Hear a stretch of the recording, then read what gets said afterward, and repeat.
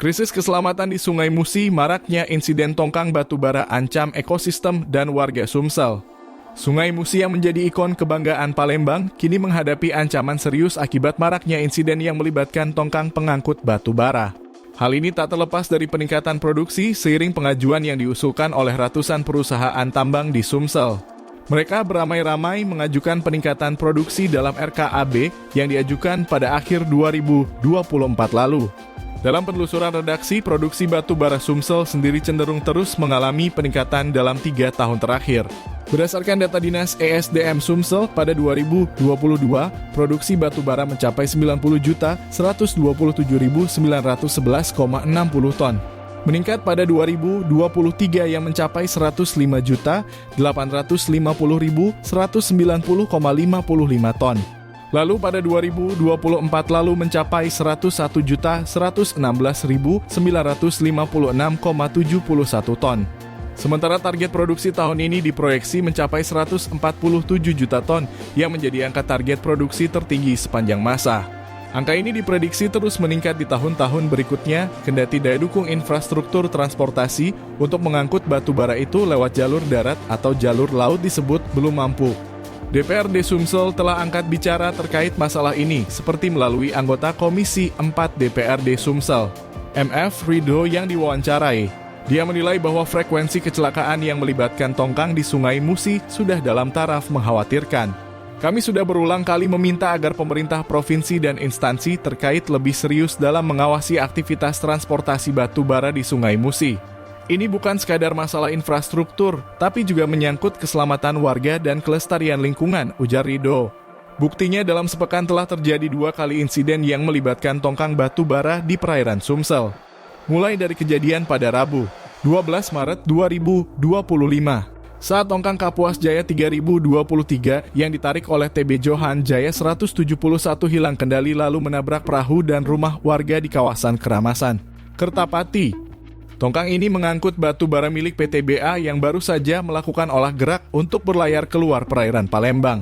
Belum 2 hari berselang, giliran tongkang yang mengangkut batu bara milik PT Tempirai Musi Banyuasin terjebak di badan jembatan Bentayan, Banyuasin sejak Kamis 13 Maret 2025 malam dan hingga Jumat 14 Maret 2025 belum berhasil dievakuasi.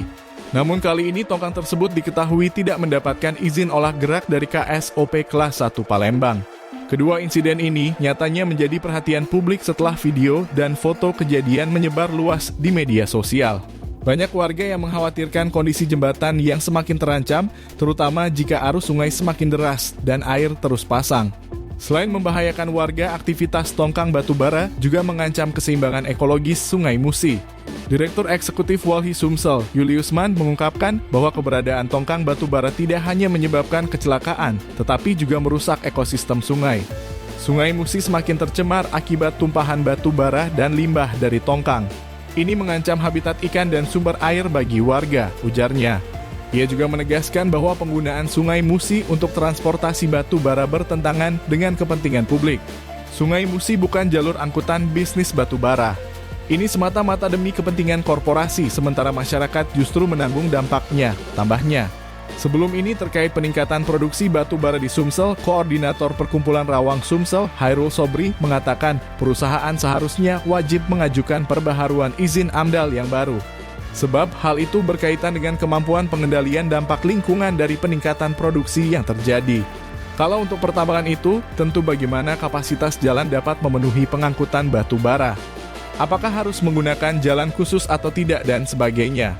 Hal itu harus dipertimbangkan untuk dicarikan solusinya, kata Hairul. Mantan Direktur Eksekutif Walhi Sumsel ini menuturkan peran pengendalian lingkungan tersebut ada pada Dinas Lingkungan Hidup dan Pertanahan atau DLHP Sumsel yang mengeluarkan izin AMDAL. Mereka bisa menurunkan pengawas atau PPNS untuk mengukur kelayakan perizinan AMDAL yang dimiliki perusahaan.